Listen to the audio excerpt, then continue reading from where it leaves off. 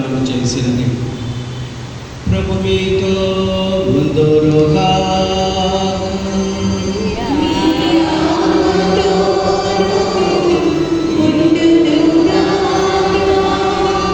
పునీత మార్కు గారు రాసిన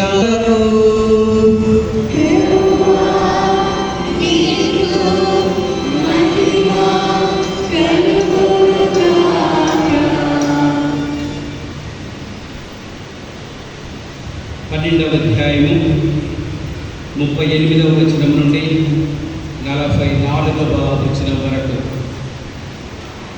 యేసు ఇట్లు ఉపదేశించుచు, మీరు ధర్మశాస్త్ర బోధకుల విషయమై కడు జాగరూకులై మెలగురు.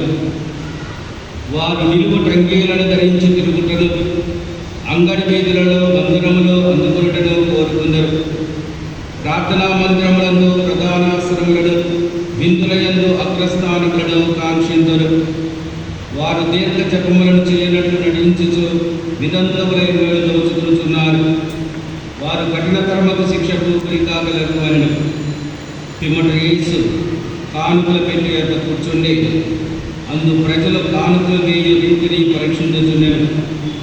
ధనికులు అనేకులు అందులో ఎక్కువ డబ్బు వేయించుండెను.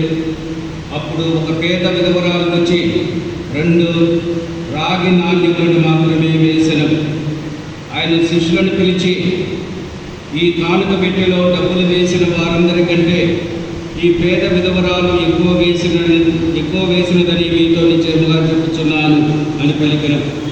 ఎలైనా వారందరూ తమ సమృద్ధి నుండి కానుకలు వేసిరి.